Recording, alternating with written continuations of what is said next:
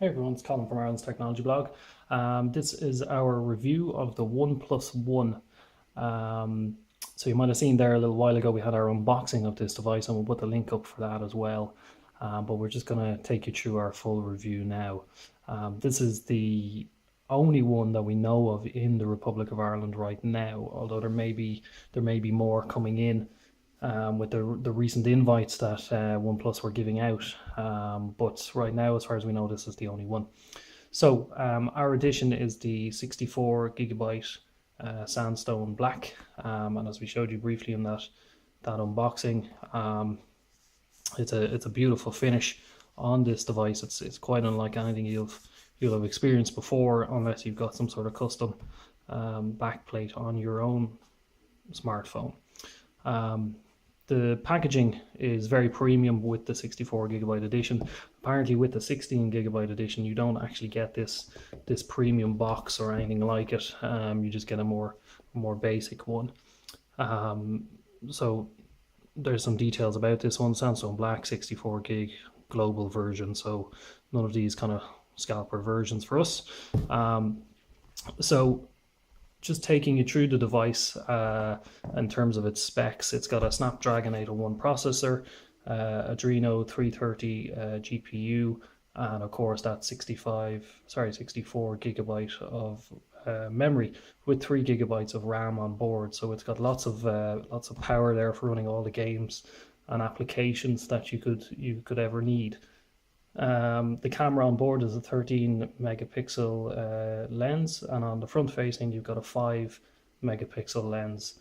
Now, one annoying little thing about this camera is because of the way the lens is made, at maximum megapixels of 13 you can only have a 4:3 picture format rather than a 16:9, which is a little bit annoying, especially for me anyway, because I'm so used to doing the 16:9 format.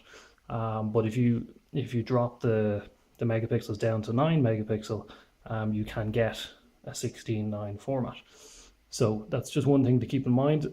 Maybe it's a deal breaker for you, maybe it's not.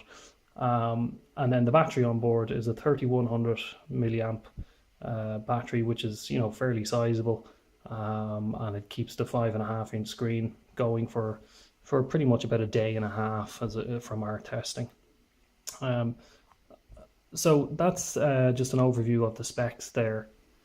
Okay, so moving on then, we'll take you into the phone and just give you a tour around the operating system, which is provided by CyanogenMod, and it's called CyanogenMod 11S, and that's a custom ROM that's only available on this OnePlus One, although I'm sure at some point you'll be able to flash it onto your own rooted Android devices. So taking you through, initially you can obviously unlock the device with the power key, or you can double tap and the screen will come on like that, and then you swipe down to open up the device. So we'll just move that a little bit closer. So this is fairly typical and fairly true to stock Android, as you might want. Basically you can swipe between home screens, you can long press, and then you can actually scroll effect. You can actually change how things move. So if we go to something that's quite noticeable, let's say that one, now when you move you can see the transitions will change slightly again. So nothing too out of the ordinary there, but the level of customization you can do with the CyanogenMod is it's quite fantastic actually. So moving in here, you have your typical side scrolling, and again you can change how that happens as well. So you can see there's kind of a 3D cube effect. I'm still not sure. I still think I prefer the vertical layout of a HTC, but there's no issues there. That's just personal preference. So pulling down the menu system from the left hand side brings you into your notification area. You can obviously then hit this button to bring you back to the let's say the quick action settings. You can swipe along the bottom there to flick between, or if you pull down from the right hand side of the screen, you get straight into there as well. You can hit the plus and you can move these around, add ones, and change it however you like. To bring you into the settings though, there's lots of things you can do in here. You can change things like lock screen for security. You can have lock screen widgets, clocks, weather. It's very, very customizable. The on-screen buttons here that you see, there is also, it's hard to see, but there is also capacitive buttons here that you can turn off in favor of the on-screen buttons. And you can actually add additional buttons along the bottom here, such as search, for example. So if I disable that, you still won't see them. One of the most annoying things about these capacitive buttons is that they pretty much don't light up. Even in a completely dark room, it's very hard to see these buttons. So that's why even though I don't like them because it takes up a little bit of your screen, I use the on-screen buttons.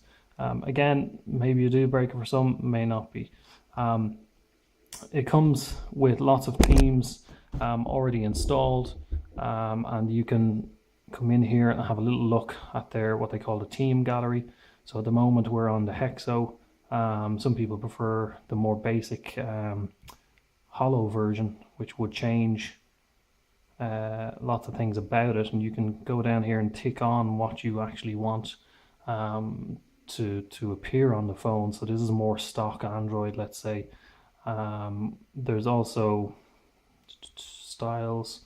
So if you come in here, let me just go back here. Well, let's go actually into the main application, Team Show. Okay, so and in here there will be some, and then there will be others that you have to pay for. So this is the price along the right hand side here. So if we went into something like Blue Sky, again, it'll give you some information about it, what the icons look like if you were to install that. So some are good, some are bad. It's interesting. So to bring you into the camera, which as we said is a 13 megapixel. So once you're in here, you've got your panorama. You're take your picture or start taking video.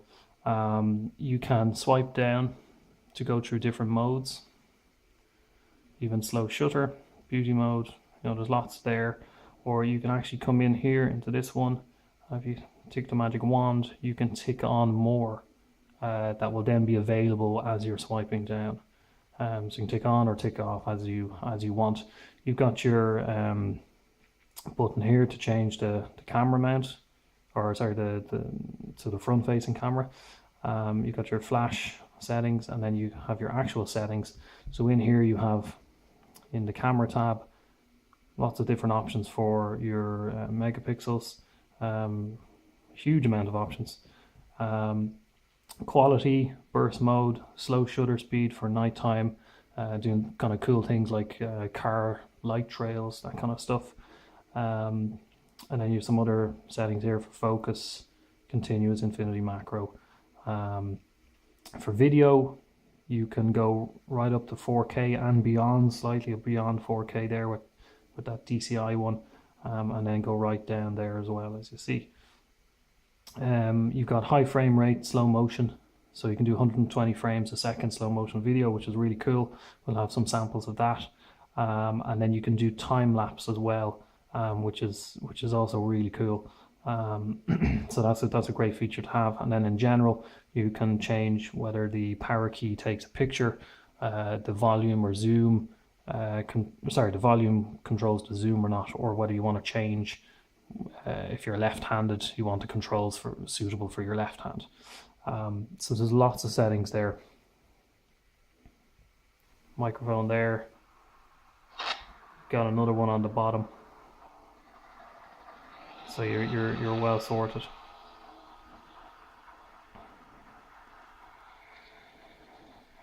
All right, let's roll.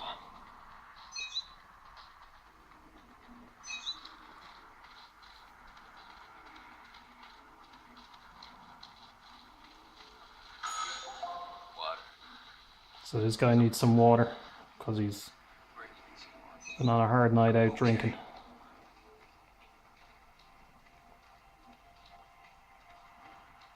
And there's his water. Okay, so you get the idea.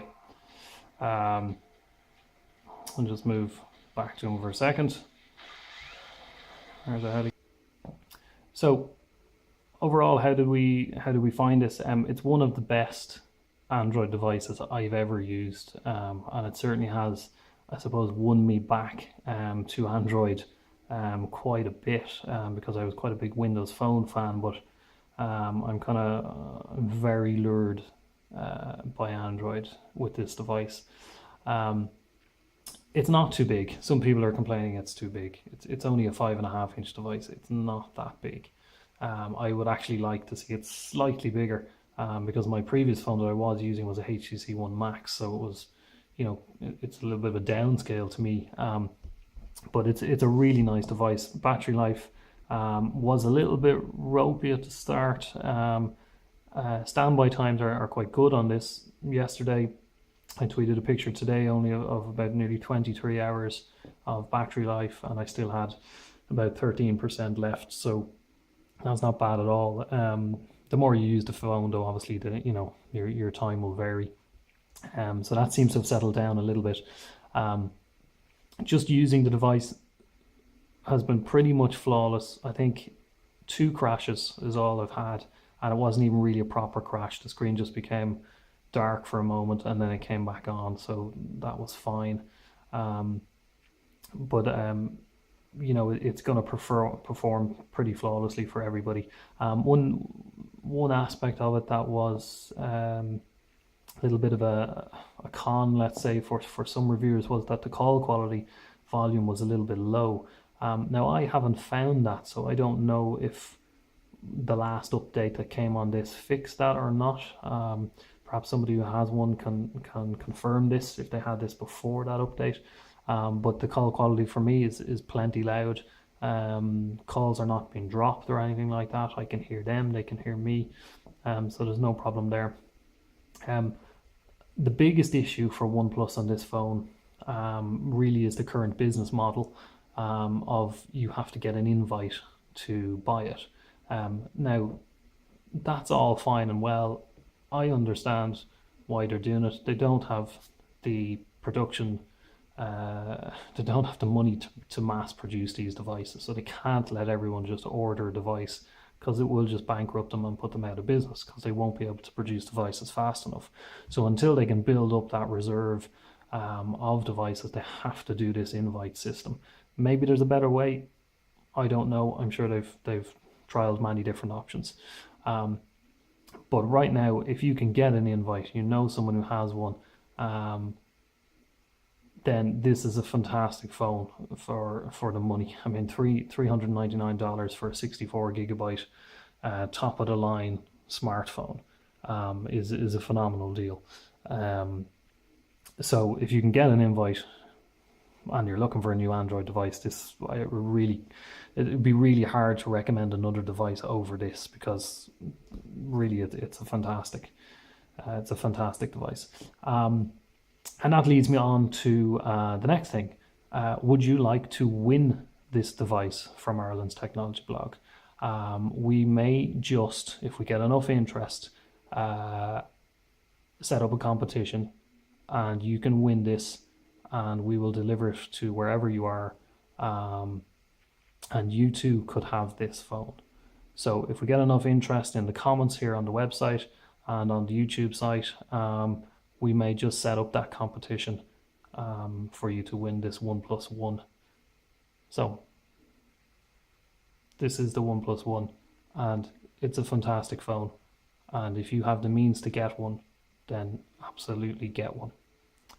I'm Colin Smith. This is Ireland's Technology Blog.